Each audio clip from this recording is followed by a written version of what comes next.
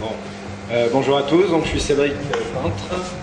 Je suis DBA MySQL et Oracle chez Virgin Mobile France. Donc merci à Olivier de m'avoir proposé cette présentation. Ce soir, je vais vous parler d'un outil qui s'appelle ZRM Communities, Manda Recovery Manager. Et je vais vous indiquer comment pouvoir l'utiliser pour gérer vos dumps avec MySQL Dump.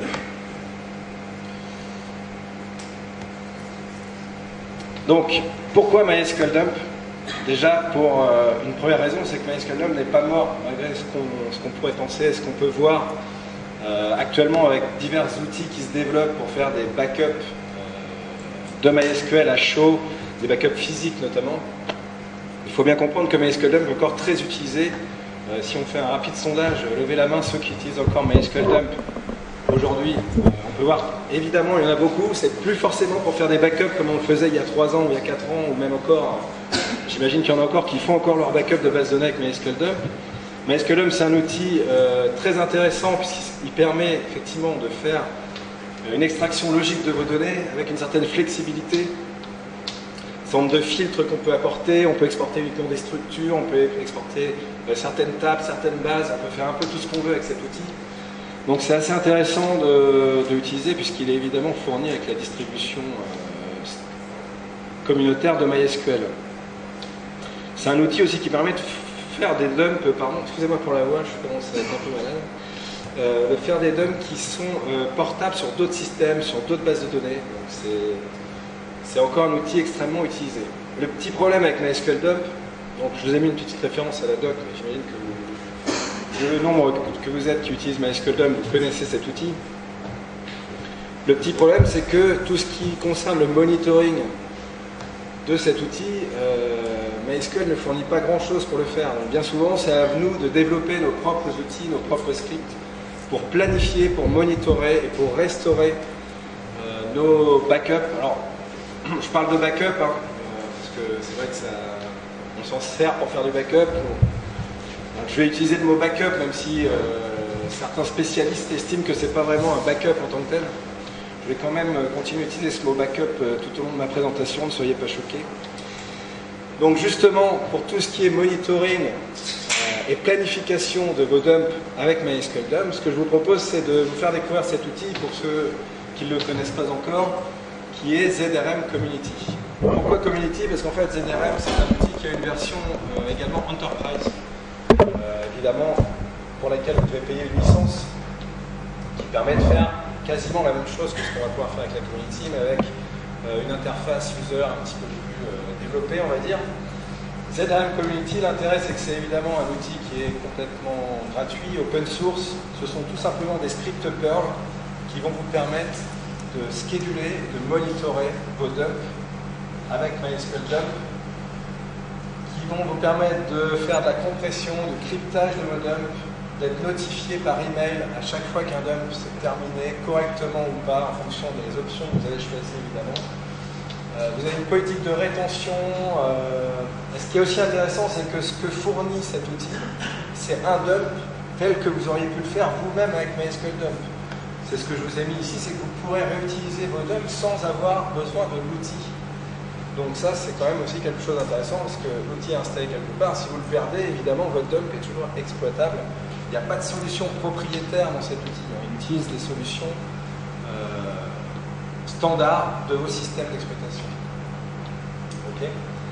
J'avais mis un petit trait d'humour pour les 5 raisons. Effectivement, il y en a beaucoup plus. On ne va pas toutes les énumérer ici.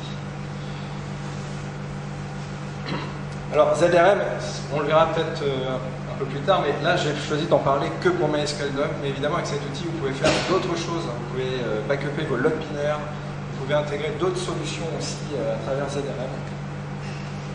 Je ne m'attarde pas trop sur l'installation.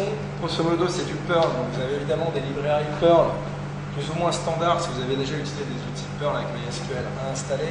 Vous avez un utilisateur à créer dans votre instance MySQL pour pouvoir y accéder, pour que MySQL Dump puisse extraire les informations dont il a besoin.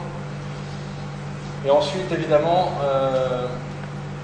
vous faites une installation tout à fait classique via RPM, via un tarball, comme vous le désirez. J'ai oublié de vous montrer quelque chose sur le slide d'avant. Pour télécharger l'outil, ça se passe ici. Et une autre source d'information extrêmement intéressante, c'est le wiki, qui est disponible à cette adresse, sur laquelle vous avez toute la documentation nécessaire pour faire votre installation, regarder les diverses options que vous pouvez retrouver pour cet outil. Alors concrètement, comment ça fonctionne ZRM? Vous avez un concept qui est un concept de backup set. C'est-à-dire que vous allez définir un certain nombre de backup sets à travers lesquels l'outil va permettre de générer une commande MySQL dump tout à fait personnalisée en fonction du backup set que vous avez sélectionné. Je vous ai mis un exemple pour backuper une base, pour backuper toutes les bases, pour backuper uniquement la structure, pour faire un dump de quelques tables, etc. Vous allez paramétrer ça dans des fichiers de configuration associés à des backup sets. Au-dessus de tout ça, vous avez un fichier de configuration global qui vous permet de setter un certain nombre de paramètres. Entre la compte globale et le backup set, vous pouvez aussi faire jouer vos paramètres. Les paramètres, en fait, peuvent aller un peu dans tous les fichiers. On va voir ça en détail. Ça vous génère votre MySQL dump qui vous génère évidemment votre dump file derrière sur le disque. En termes d'arborescence de configuration, donc je vous l'ai dit, vous avez une configuration globale. Le fichier de conf porte toujours le même nom, mysqlzrm.conf. Ça, c'est le fichier de conf global qui est à la racine de votre arborescence de configuration. Et pour chacun de vos backup sets, vous avez de nouveau un mysqlzrm.conf dans lequel vous mettez vos options relatives au backup set que vous souhaitez définir.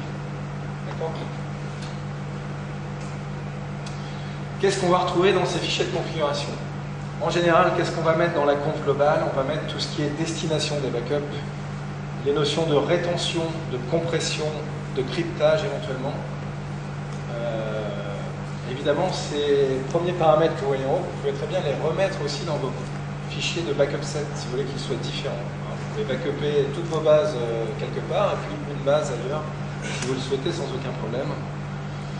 Vous avez les paramètres d'accès à la base de données que vous souhaitez backuper, évidemment, sauvegarder. Le user, le mot de passe, le socket, un certain nombre d'informations. Vous pouvez aussi avoir des notions de sécurisation de la connexion avec votre MySQL. Et puis les paramètres ZRM dans lequel vous mettez, par exemple, le mail sur lequel vous souhaitez recevoir votre rapport de backup. Et puis quel type de rapport vous souhaitez avoir. Vous avez divers types de rapports disponibles qui sont packagés directement dans ZRM. Au niveau de vos backup sets, qu'est-ce qu'on va retrouver? Je vous recommande vivement de mettre un commentaire. On verra pour la partie monitoring, évidemment, pour monitorer ces différents backups que vous allez faire. C'est beaucoup plus sympa de le faire avec un commentaire plutôt qu'avec un numéro, une date, une heure. Donc là, par exemple, on a mis toutes les bases sauf MySQL. Et on gère tout ce qui est lié au backup. Full, incrémental, logique ou physique. Vous voyez ce que je vous disais tout à l'heure, on peut aussi faire des snapshots avec le ZRM. On peut aller plus loin que MySQL dump. On définit les bases que l'on souhaite sauvegarder. Donc là, dans cet exemple, on a vu toutes les bases. Et le truc assez sympa, c'est que vous pouvez définir ici des options qui vont directement être envoyées à MySQL dump. Vous pouvez ajouter des options, le -f, le master data, enfin vous mettez ce que vous voulez en fait au niveau de cette option. Et ce sera envoyé directement au MySQL dump.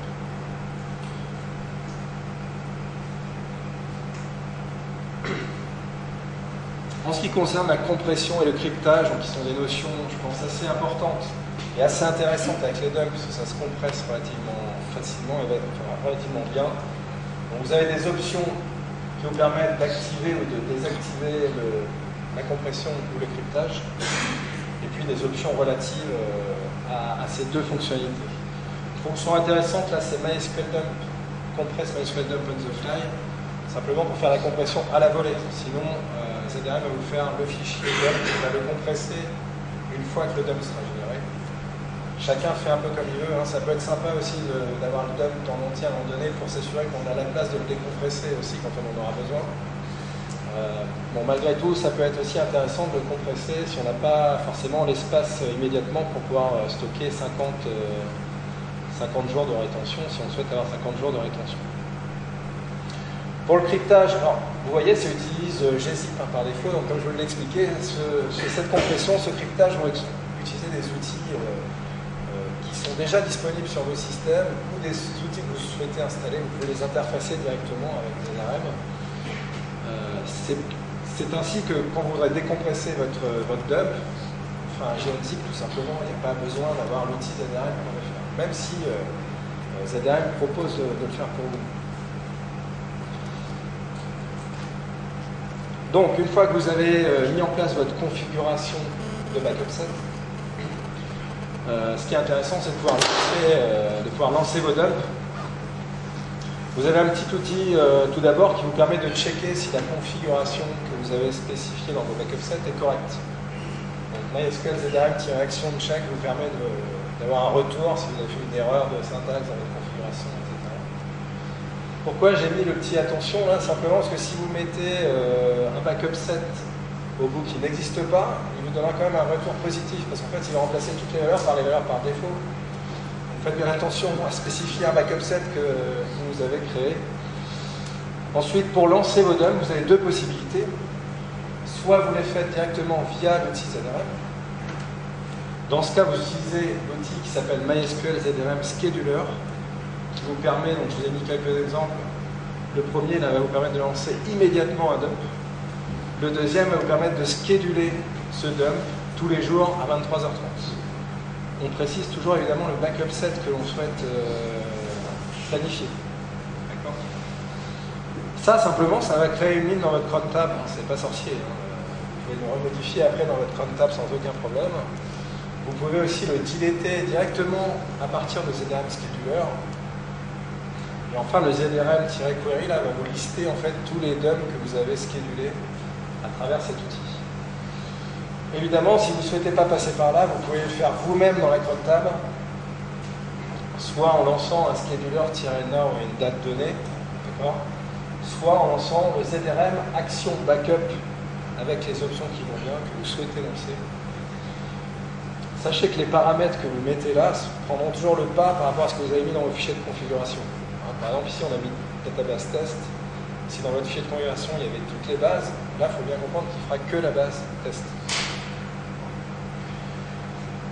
Enfin, je vous l'ai dit, il y a une politique de rétention des backups. Vous avez dit, je veux que ce soit un backup qui reste sur mon disque pendant 3 jours, pendant 4 jours. Donc évidemment, vous avez une action qui permet de purger vos backups au-delà de la rétention désirée.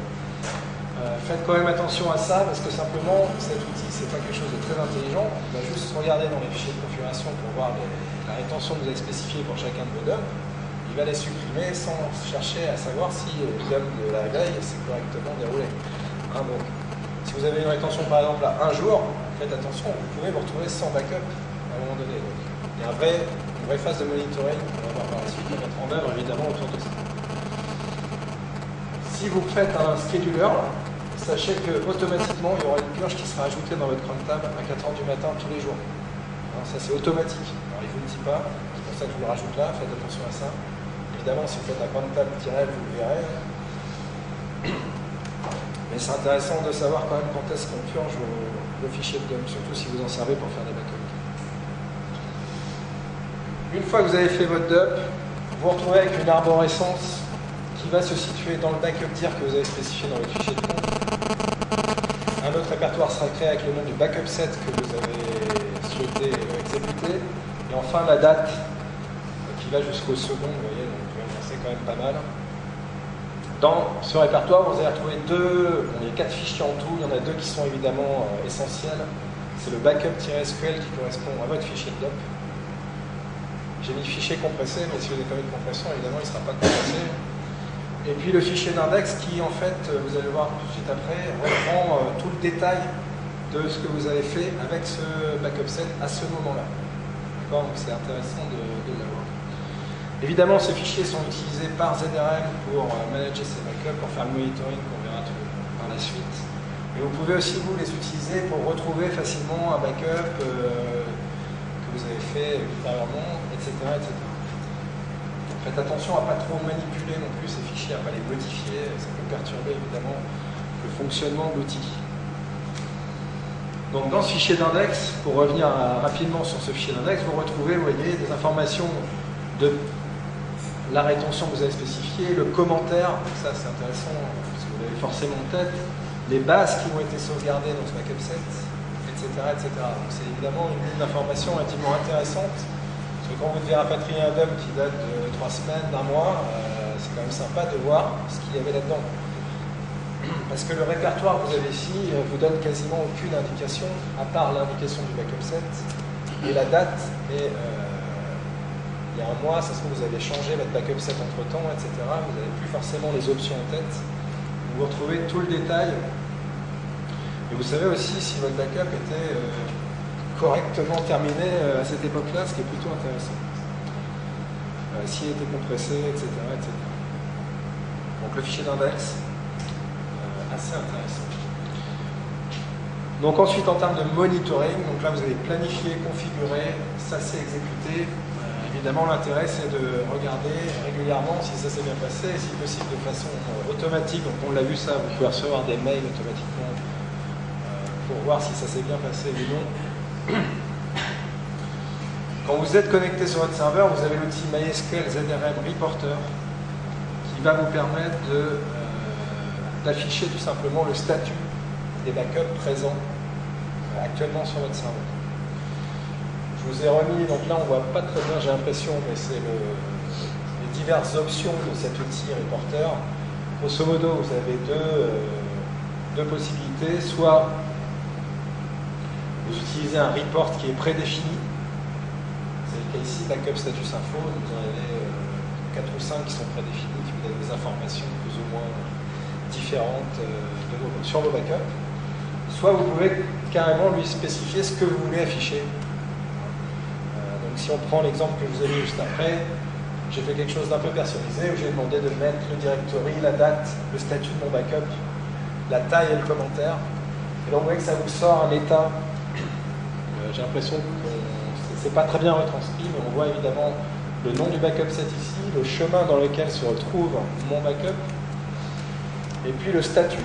On voit notamment qu'il y en a un qui est KO. Donc là c'est assez intéressant, avec le commentaire qui va bien à côté pour s'y retrouver facilement dans les divers backups qu'on peut avoir sur notre serveur. Donc ça, c'est l'outil qui vous permet de faire le monitoring comme ça en live sur votre serveur. Évidemment, pour faire un monitoring un petit peu plus poussé, vous avez accès à des fichiers de log. Vous avez 2 fichiers de log qui sont importants, à mon sens, quand vous utilisez ZRM. Le premier fichier, c'est évidemment le log qui est fourni par l'outil ZRM quand vous lancez votre DOM, qui par défaut va se trouver dans varlog, mais SQL ZRM avec un nom de fichier. Ça, c'est un répertoire. Donc, tout va être stocké dans le même fichier. Moi, ce que j'aime bien, c'est avoir un fichier par DOM. Donc, en général, quand je fais mon scheduler, je fais un supérieur avec un fichier de log. Ça, par DOM, j'ai mon fichier de log. C'est un peu plus simple à retrouver par la suite en termes d'information. Dans ce fichier de log, vous avez le déroulement de votre DOM, mais ce qui est intéressant aussi, c'est que vous allez pouvoir visualiser ce qu'a fait ZRM pour lancer votre backup. Notamment, c'est ce que je vous mets là, que vous ne voyez pas bien, mais vous aurez accès aux slides par la suite. Vous allez voir la ligne MySQL DOM qui a été générée. Donc, vis-à-vis des options que vous avez positionnées, vous allez pouvoir voir si ça correspond à ce que vous souhaitez faire avec votre MySQL DOM. Le deuxième fichier pour moi est indispensable, c'est le log de MySQL DOM. Pourquoi? Parce que simplement, ZRM, malheureusement, va être incapable, dans le statut de son backup, de savoir si MySQL DOM s'est déroulé correctement ou non. Alors j'imagine que c'est un peu un bug de l'outil, il faut savoir que c'est une version communautaire, qui évolue pas beaucoup, qui marche bien actuellement, mais il y a très peu de correctifs. En tout cas, depuis que j'utilise, j'en ai pas eu. Donc, malheureusement, dans le déroulement de votre backup set ZRM, si MySQL DOM échoue, ZRM dira quand même que le backup s'est effectué correctement. Donc pour monitorer correctement la chose, non seulement vous allez voir le log de votre ZRM, mais en plus vous allez vérifier que votre MySQL DOM n'a pas eu un problème quelconque, qu'il n'a pas réussi à se connecter à la base, vous avez mis un paramètre qui est non valide parce que vous avez changé de version et ça ne fonctionne plus dans la version actuelle, etc. etc. Même si bon, vous aurez deviez le tester avant quand même. Donc là, deux possibilités, soit vous laissez MySQL dump se dérouler, et à ce moment-là, les erreurs de MySQL dump apparaîtront dans le log de ZRM. Et faites attention parce que ZRM vous dira quand même que c'est bien terminé, donc il faudra parser vraiment tout le fichier pour s'assurer que ça s'est bien passé. Soit vous rajoutez un log erreur au niveau de votre MySQL dump pour générer un fichier log spécifique au dump MySQL dump, dans lequel vous pouvez vous assurer assez facilement backup terminated with success, etc. Il y a une ligne qui indique que votre backup s'est fait correctement. Donc il faut bien faire attention à checker les deux fichiers. C'est un peu le petit piège là. Faites attention, on a l'impression que tout se termine bien, mais en fait votre dump il ne se fait pas correctement. Donc, vous pourrez le voir aussi avec la taille de votre fichier sur disque, hein, j'imagine, à un moment donné, si vous le regardez. Évidemment, le but de tout ça, c'est de se détacher du fait d'aller voir quotidiennement si le dump s'est fait correctement, si le fichier fait la bonne taille, etc.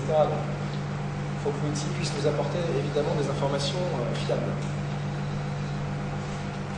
L'autre problématique que vous allez sûrement rencontrer si vous souhaitez utiliser ZRM, c'est que là, je vous ai parlé d'une architecture dans laquelle on a un serveur de base de données, on fait nos petites sauvegardes sur notre serveur, c'est super. Mais évidemment, on n'a pas qu'un serveur de base de données en général, on a multiples serveurs. Donc là, on va être obligé de se projeter dans ce que j'appelle le monitoring global. C'est-à-dire qu'à un moment donné, votre ZRM, vous l'avez installé sur vos X serveurs, sur vos 20 serveurs.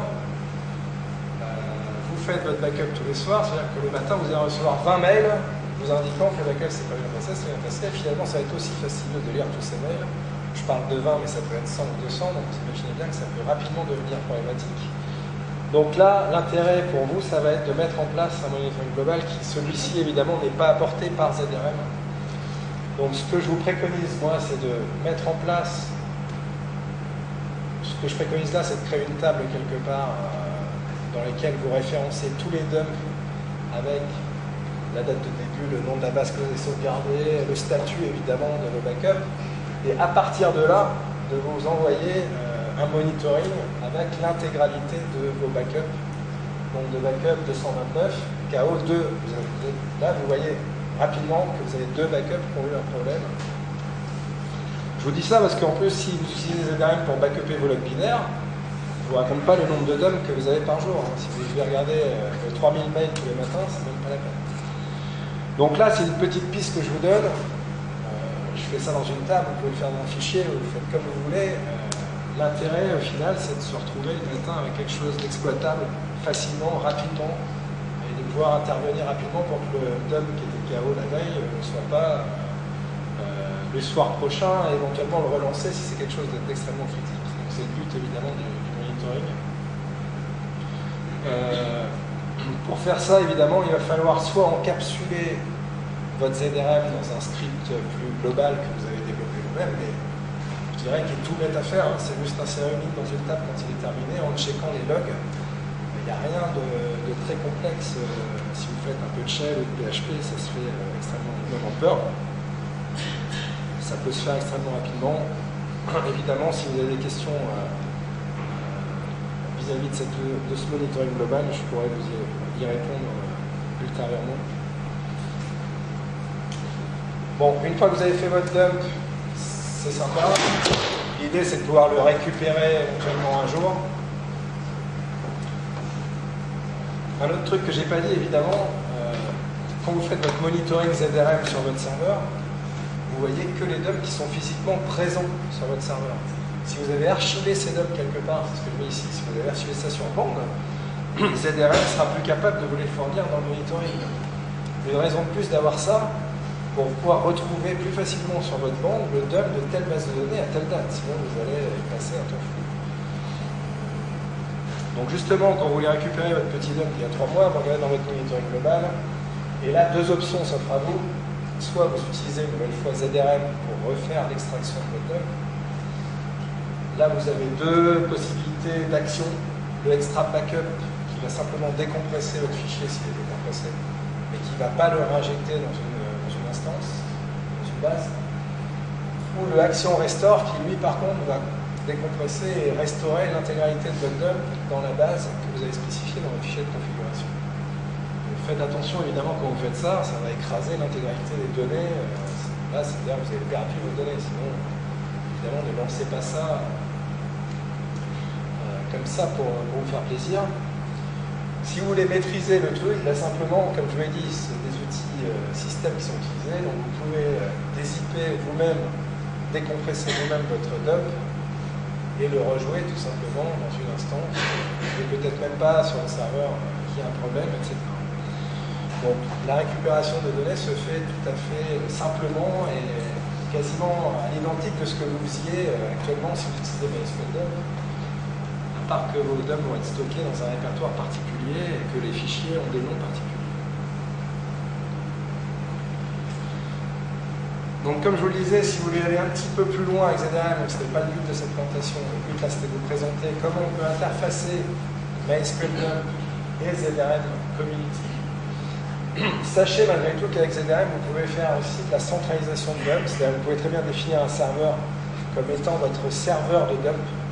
C'est lui qui se chargera de rapatrier les dumps, enfin de dumper tous vos serveurs à distance et les stocker en local sur un seul serveur.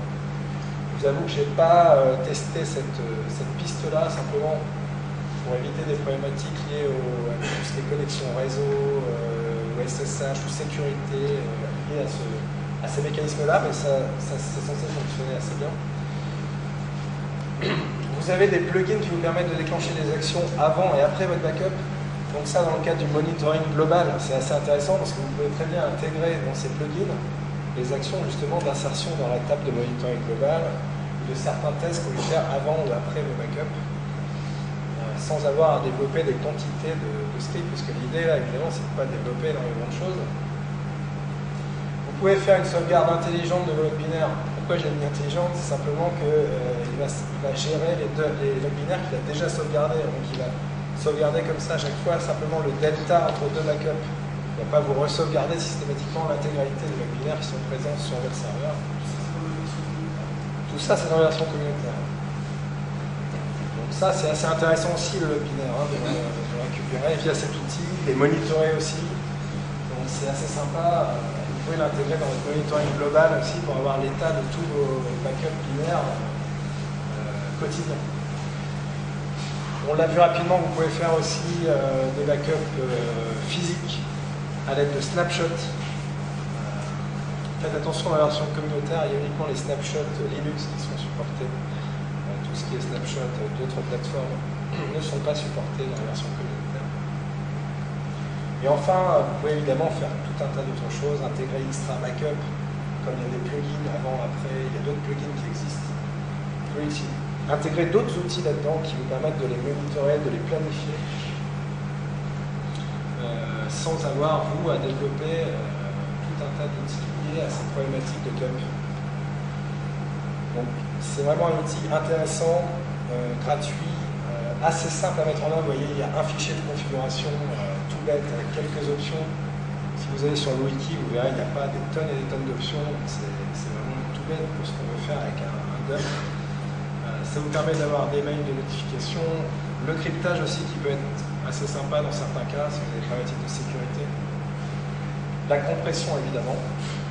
Et si vous voulez vous en servir pour plus, notamment les logs binaires en général, c'est assez intéressant de se les backuper régulièrement. Vous pouvez le faire aussi à travers cet outil. Donc on a un outil assez complet, assez fiable je dirais, dans le sens où je ne sais pas si certains d'entre vous l'utilisent aujourd'hui ici, mais il est quand même relativement utilisé, je le vois assez souvent dans des posts sur le net.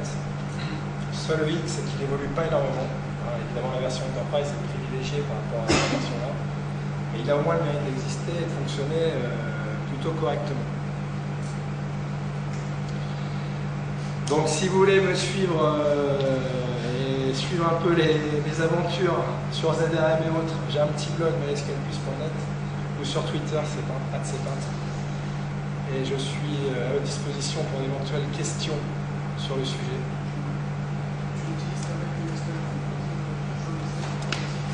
Aujourd'hui, moi j'utilise qu'avec MySQL Dump et pour les logs binaires. Je suis en train de regarder pour l'intégrer aussi, pour intégrer Extra Backup en fait. Mais comme on a déjà développé des outils pour Extra Backup, on n'a plus trop de besoin là-dessus, mais ça m'intéresse.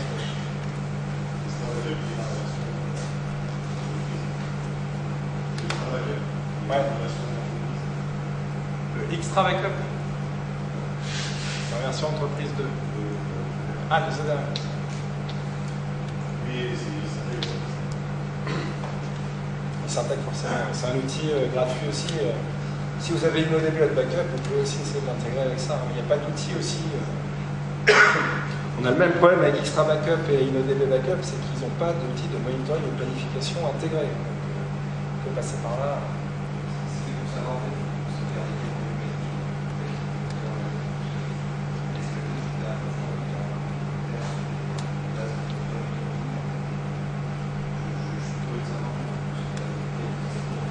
Alors, comme je disais au début, on n'est plus vraiment dans une problématique de backup. Il y a des outils aujourd'hui qui existent pour faire des backups, des vrais backups à chaud physiques. Si on a l'architecture qui va bien, si on a du Node.js, c'est assez simple. Si on a encore du MyXAM, ça devient déjà un petit peu plus compliqué. L'axe ZRM, la volumétrie, lui, c'est pas un problème pour lui, puisqu'en fait, il s'appuie sur MySQL Dump. Évidemment, MySQL Dump, vous atteignez rapidement les limites de cet outil quand vous avez des bases qui commencent à faire plusieurs dizaines de gigas, je dirais, simplement parce que la restauration de ces dumps va être extrêmement longue. Donc, moi personnellement, des dumps, on en fait avec des volumétries énormes, mais on n'en fait pas pour faire des backups forcément. On en fait parce que c'est intéressant d'avoir un dump, quoi qu'il arrive, le jour où on veut restaurer par exemple une table, si on veut restaurer quelques lignes, si on veut restaurer une structure, c'est toujours intéressant d'avoir un dump. Sachez que faire le dump en lui-même, ça prend pas extrêmement longtemps. Même, je sais pas, j'ai des bases qui font 50 gigas, 100 gigas, en une demi-heure, vous avez fait un dump. Ça pose pas trop de problèmes. Par contre, la restauration, évidemment, va être très problématique. Mais c'est pas lié à l'outil ZRM, on est plus dans un débat lié sur les index, au backup. Et en fait, vous pouvez utiliser un outil qui s'appelle Fit My Data, qui a été fait par Android, qui vous accède tous les axes du système. Vous arrêtez votre save, vous arrêtez votre doc, vous commencez MySQL avec cet outil-là. Et il y a un flux F5 dans la base de données, et ça fait x20, x30 sur les performances de votre stock. Parce qu'il y a un flux F5 dans le système. C'est un peu. Faut pas s'attendre. Non, il ne faut pas que ça plante, mais en même temps, c'est un autre débat par rapport à ce que je voulais présenter là, c'est pas un débat sur les backups. MySQL Dump, clairement, c'est pas fait pour faire des backups, sérieusement. Il y a d'autres outils, vous pouvez le faire avec des slaves, vous pouvez le faire avec des snapshots, on l'a vu, avec tout ce que vous voulez. Après, il y a toujours des astuces pour essayer d'améliorer les choses, mais il faut utiliser l'outil pour ce qu'ils sont capables de faire. À un moment donné, c'est tout simplement ça. L'outil, c'est bien quand ça fonctionne, quand on fait. Logique, c'est obligatoire. Mais ça reste quand même effectivement obligatoire dans le sens où ça apporte une souplesse que vous ne pouvez pas avoir avec d'autres. C'est garanti avec les données.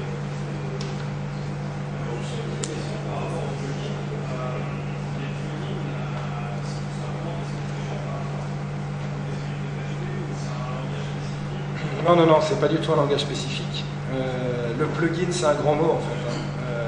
Là, on pourrait plus le traduire par une action, mais en fait, ce que va faire l'action, c'est vous qui le définissez à travers un script, une commande. C'est ce que vous voulez. Du Perl, du Shell, une ligne de commande tout simplement. Le plugin, ce qu'il appelle le plugin ici, c'est juste le déclencheur en fait de cette commande que vous allez définir vous-même. Mais par exemple, pour le cryptage, il y a déjà un script Perl qui est fourni. Vous pouvez modifier évidemment pour mettre vos problématiques de cryptage personnel à ce niveau-là, et qui sera déclenché directement par ZRM. Il n'y a rien qui est propriétaire, il n'y a pas de langage spécifique, c'est vraiment... et c'est du Perl que ce serait, vous pouvez les modifier vous-même si vous connaissez bien le Perl, s'il y a quelque chose qui ne vous plaît pas trop dans le fonctionnement, rien ne vous empêche d'y toucher, évidemment, en les testant correctement par la suite.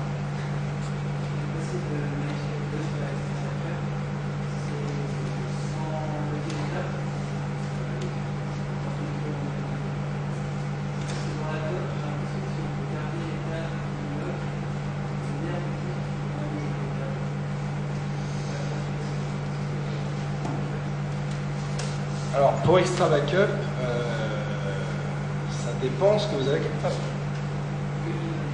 Si vous avez que l'InnoDB, vous n'avez pas de verrouillage tout au long de votre backup. Vous avez un verrouillage qui est nécessaire à un moment donné pour retrouver une situation qui dirais, cohérente de vos fichiers de log InnoDB dans le backup. D'accord. Et si vous n'avez que l'InnoDB, ce verrouillage va être relativement court, même très court, parce que vous n'allez pas vous en apercevoir.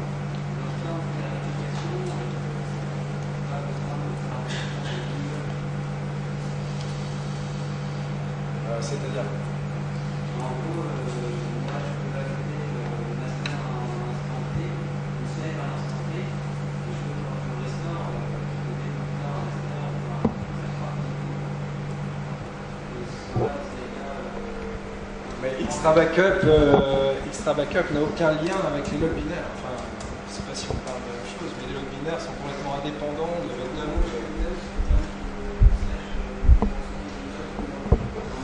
Non mais alors ça c'est une autre problématique que vous évoquez. C'est la problématique d'éventuellement rattraper les logs binaires jusqu'à un point dans le temps. C'est pas... Enfin, oui, dans MySQL DOM, vous avez une option qui vous permet d'écrire dans le DOM la position de votre log binaire au moment où vous avez commencé votre backup. Avec Extra Backup, vous avez la même possibilité. Mais je crois que ce que vous dire Xavier, c'est qu'effectivement, en fait, dans le MySQL DOM, quand tu fais un moment master data égale 2 par exemple, ça provoque un lock en fait. Moi, dans certains cas, je l'ai viré parce que j'en avais pas besoin finalement, mais. Après, ça provoque un lock, mais qui est extrêmement court si tu n'as que les deux. Ouais. Si tu as du MySQL, effectivement, tu vas avoir un lock tout le long de ton backup. Parce que là, il a disparu dans MariaDB. On a fait sauter avec Consistent Snapshot. Un peu de pub pour MariaDB. Non, mais j'explique là où il y a des différences. Et en fait, on a corrigé ça. Ça s'appelle Start Transaction with Consistent Snapshot. Ça ne prend pas un log global, le temps de récupérer la position des bin logs. Ce qui fait qu'il n'y a pas de stall. Souvent chez Viadeo, ils ont un système assez chargé. Il faut déjà être très chargé. Donc chez Facebook, par exemple, chez Viadeo, il y a ce type de problème. Quand on prend le backup et qu'on log global pour récupérer la position des bin logs, on attrape des petits moments de faiblesse quoi, dans la base de données. Et là c'est réglé. Mais on peut aussi trouver d'autres solutions pour faire ces DOM sur une base qui est faite que pour ça. Enfin, il y a diverses possibilités évidemment, mais effectivement c'est beaucoup plus simple déjà si on n'a que l'InnoDB. Si on commence à avoir un peu de MySAM, c'est toujours problématique pour les DOM. Surtout pour les DOM qui durent longtemps. Si vous avez du MySAM, pendant une demi-heure, vous allez bloquer l'intégralité de votre DOM. D'autres questions? On enchaîne. Merci beaucoup.